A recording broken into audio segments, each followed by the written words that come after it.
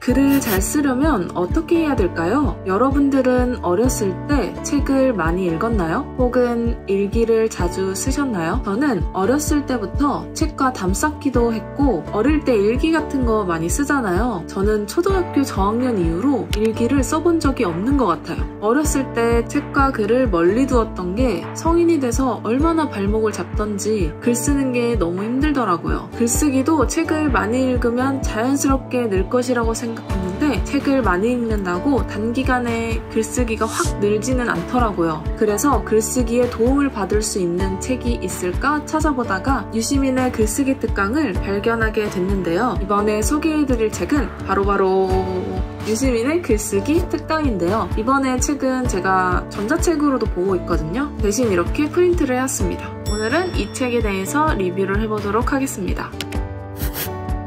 사실 유시민의 글쓰기 특강은 저한테 엄청나게 술술 읽히는 책은 아니었어요. 그만큼 저의 독서량이 부족했다는 증거겠죠? 유시민 작가님은 예전에 TV 썰전에 나오시는 모습을 몇 번 뵀었는데 자신의 생각을 명확하게 전달하면서 상대방을 집중하게 만드는 묘한 매력이 있으시더라고요. 가끔 쓴소리도 거리낌 없이 하는 모습에 대리 통쾌감을 느끼면서 재밌게 시청한 기억이 있어요. 그런 분이 쓰신 책이라면 믿고 읽어도 되겠다는 마음으로 읽게 되었습니다. 여러분은 예술적인 글을 쓰고 싶으신가요? 아니면 논리적인 글을 쓰고 싶으신가요? 책에서 시 하나를 소개하고 있는데요. 연탄재 함부로 발로 차지 마라. 너는 누구에게 한 번이라도 뜨거운 사람이었느냐?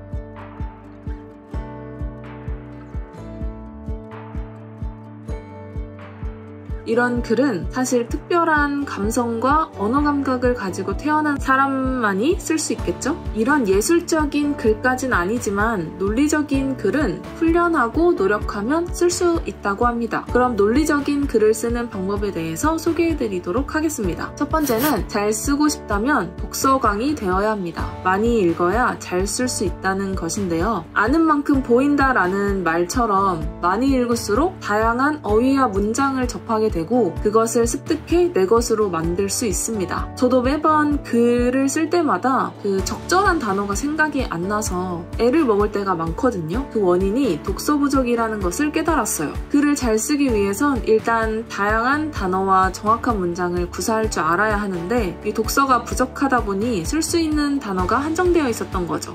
여기에 딱 들어가면 알맞은 단어가 있을 텐데 생각하면서 말이에요. 그래서 무조건 책을 많이 읽냐? 또 그건 아니라고 합니다. 물론 다양한 책을 많이 읽으면 좋겠지만 글을 잘 쓰기 위해선 책도 전략적으로 읽어야 합니다. 잘 써진 훌륭한 책을 먼저 읽는다면 도움이 될 수 있다고 합니다. 책을 고르는 기준 3가지를 요약하면 첫째, 인간, 사회, 문화. 역사, 생명, 자연, 우주를 이해하는 데 꼭 필요한 개념과 지식을 담은 책. 두 번째, 정확하고 바른 문장을 구사한 책.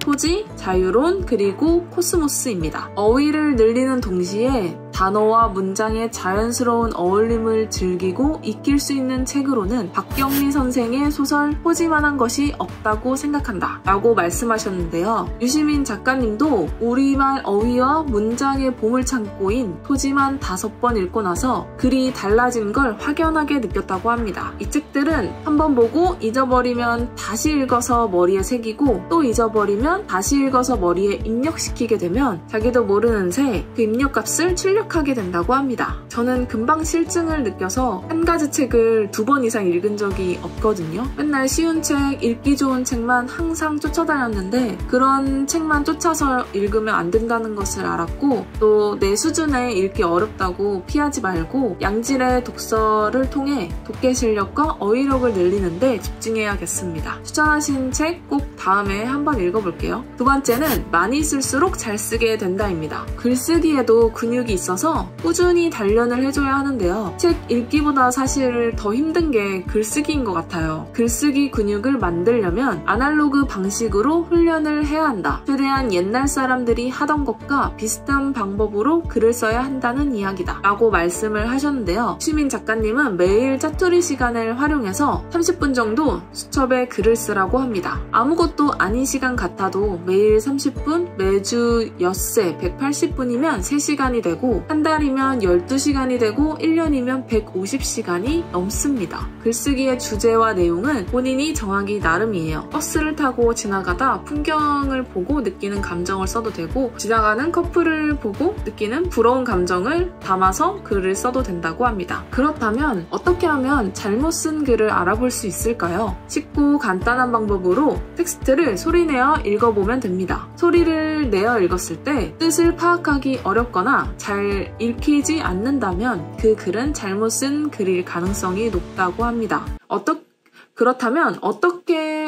그렇다면 누가 쓴 글이든 이 방법을 적용해서 잘 쓴 글, 못 쓴 글을 구별할 수 있습니다. 그리고 세 번째, 단문입니다. 저는 긴 글이 잘 쓴 글이라고 생각했던 사람이었어요. 제가 길게 못 쓰기 때문이기도 하지만 화려한 어휘와 긴 문장으로 쓰면 왠지 모르게 있어 보이고 잘 쓴 글 같아 보이더라고요. 그러나 유시민 작가님은 긴 글보다는 짧은 글, 즉 단문이 좋은 글이라고 말합니다. 단문을 쓰는 방법은 첫째, 문장을 되도록 짧고 간단하게 쓴다. 둘째, 군더더기를 없앤다. 여기서 말하는 단문은 단순히 짧은 문장이 아니라 한 문장에 생각 하나를 담으면 저절로 단문이 된다고 합니다. 그런 글은 읽기 쉽고 뜻을 분명하게 전달합니다. 어렵고 자신만 아는 단어들로 쓰여진 글은 또 상대방을 배려하지 않은 글이라고 볼 수 있는데요. 아무리 좋은 책이라 해도 독자가 공감할 수 없고 이해하기 어렵다면 그것은 절대 잘 쓴 글이 될 수 없다고 합니다.